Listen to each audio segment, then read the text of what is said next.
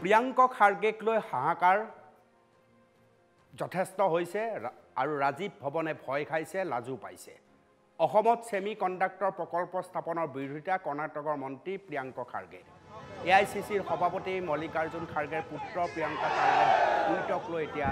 জোকাৰণি গুজৰাট অসমত semi conductor প্ৰকল্প কিয় স্থাপন কৰা হৈছে বুলি প্ৰশ্ন কৰিছিল মন্ত্ৰীজনে দীপাংকৰ ৰৈ আছে দীপাংকৰ কৈ যোৱা প্ৰতিবাদ আৰম্ভ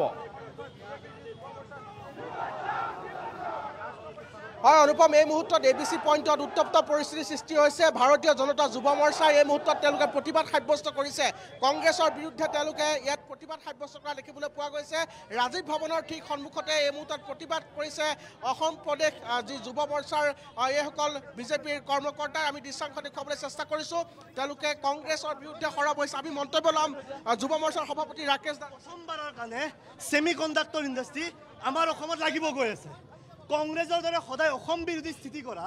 কংগ্ৰেছে সদায় অসমৰ কাৰণে যি পাপ কৰি থৈ গৈছে অন্যায় কৰি থৈ গৈছে তেনেকুৱা কংগ্ৰেছৰ নেতা বিশেষভাৱে কংগ্ৰেছৰ সৰ্বভাৰতীয় যি সভাপতি মল্লিকাৰ্জুন খৰ্গেৰ পুত্ৰ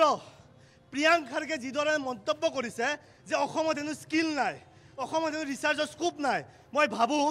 এনেকুৱা যি এক জাতি বিৰোধী মন্তব্য কৰিছে সেই ক্ষেত্ৰত আজি গৌৰৱ গগৈ নিজকে খুব ডাঙৰ অসমীয়া বুলি কয় গৌৰৱ গগৈ কেৱল ৰাজনৈতিক মাধ্যমত অসমীয়া বুলি কয় সেই গৌৰৱ গগৈ যেতিয়া অসমৰ বিৰুদ্ধে মাত মাতিল অসমৰ বিৰুদ্ধে ক'লে এষাৰো কথা তেওঁৰ বিৰুদ্ধে কোৱা আমি দেখা নাপালোঁ আমি এইটো দাবী জনাইছোঁ যে অসম কংগ্ৰেছে অতি শীঘ্ৰে নিজৰ স্থিতি স্পষ্ট কৰক যে তেওঁলোকে অসম বিৰোধী মন্তব্যক লৈ কি কৰিব বিচাৰে অসমত ছেমি কণ্ডাক্টৰ লৈ অসমৰ নিবনুৱা সমস্যা যথেষ্ট দূৰ হ'ব প্ৰডাক্টিভিটি বাঢ়িব আৰু যথেষ্ট দক্ষতা বৃদ্ধি হ'ব কিন্তু বিশেষকৈ মল্লিকাৰ্জুন খৰ্গে প্ৰিয়ংকে কৰাৰ উপৰিও গৌৰৱ গগৈ কিন্তু আজি কৰ্ণাটকত হ'ব লাগে বুলিহে ক'লে চাওক আজি তেওঁলোকৰ স্থিতি স্পষ্ট হৈ গৈছে গৌৰৱ গগৈ নিজকে দম্বালি মৰা অসমীয়া বুলি কয় কিন্তু যেতিয়া অসমৰ বিৰুদ্ধে মাত মাতিছে নিজৰ ৰাজনৈতিক স্বাৰ্থ সিদ্ধি কৰি পেলাই গৌৰৱ গগৈ এটা বিৰোধী দলৰ উপদলপতি হৈ পেলাইও আজি অসমৰ পক্ষত থিয় দিব নোৱাৰিলে ইয়াৰ কেইদিনমান আগত ইণ্ডিয়া এলায়েন্সৰ এগৰাকী নেতা তেজস্বী যাদৱে আমাৰ অসমৰ সন্মানীয় মুখ্যমন্ত্ৰীক চাইনিজ প্ৰডাক্ট বুলি কৈছিল সেই বিশেষভাৱে সেই ক্ষেত্ৰতো তেওঁলোকে কিন্তু ৰাজনৈতিক ৰুটি বেলাৰ বাদ দি পেলাই তেওঁলোকে কোনো ধৰণৰ অসমৰ পক্ষত স্থিতি নহ'ল আজি মই যিটো জানিছোঁ আজি চাওক ছেমি কণ্ডাক্টৰ ইণ্ডাষ্ট্ৰী হৈছে ইয়াত ছেমি কণ্ডাক্টৰ ইণ্ডাষ্ট্ৰী হোৱাৰ পিছত প্ৰায় 1000 যুৱক যুৱতী এতিয়া ইতিমধ্যে তাত সংস্থাপন পাইছে আৰু যেতিয়া ইয়াত কাম কাজ শেষ হৈ যাব তেতিয়া কিমান হাজাৰ মই ভাবোঁ যে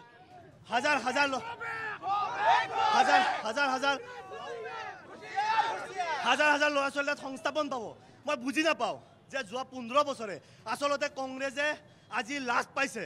কংগ্ৰেছে আজি নিৰাশাত ভুগিছে যে যোৱা 15টা বছৰে অসমৰ কাৰণে অসমৰ ৰাইজৰ লগত অসমৰ যুৱ প্ৰজন্মৰ লগত তেওঁলোকে যিদৰে অন্যায় কৰিলে সেই অন্যায় আজি তেওঁলোকে জ্বলন পূৰণ হৈ পেলাই তেওঁলোকে অন্য এখন ৰাজ্যৰ নেতাক লগাইছে অসম বিৰোধী মন্তব্য কৰিবৰ কাৰণে আৰু মই দেখিছোঁ অলপ আগতে যে অসম কংগ্ৰেছে তেওঁৰ পক্ষত কিন্তু এটা টুইট কৰিছে অসম কংগ্ৰেছে কৈছে যে হয় তেওঁ কোৱা কথাটো হয় বুলি কৈছে আৰু সেইকাৰণে ইয়াত ইণ্ডাষ্ট্ৰী বহোৱা বুলি কৈছে মই ভাবোঁ যে তেনেকুৱা যি স্থিতি তেনেকুৱা স্থিতিক লৈ সন্দেহ পৰিছে যে আমি ইমান দিনে শুনিছিলোঁ যে কংগ্ৰেছে সদায় অসম বিৰোধী স্থিতি লৈ আহিছিল তাৰ যি প্ৰমাণ কৰি দেখুৱালে কংগ্ৰেছ মুন্দাবাদ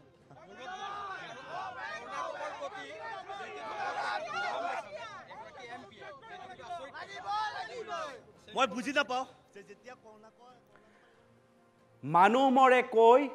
চৰাই মৰে ৰৈ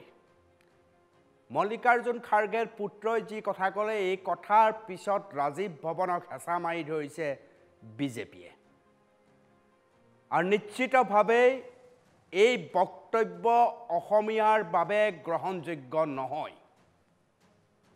এই বক্তব্যৰ বিৰুদ্ধে যদি গৌৰৱ গগৈ থিয় নহয় ভূপেন বৰা থিয় নহয় ৰকিবুল হুছেইন থিয় নহয় নিশ্চিতভাৱে অসমীয়া মানুহে ইয়াৰ অৰ্থ পৃথককৈ বুজি পাব মল্লিকাৰ্জুন খাৰ্গেৰ পুত্ৰৰ এই মন্তব্যই অসমৰ নিবনুৱা যুৱক যুৱতীক নিশ্চিতভাৱে মনোকষ্ট দিছে এতিয়া প্ৰশ্ন গৌৰৱ গগৈ ভূপেন বৰা অথবা ৰকিবুল হুছেইনে ইয়াৰ বিশ্লেষণ কেনেকৈ দিব ই এক ডাঙৰ প্ৰশ্ন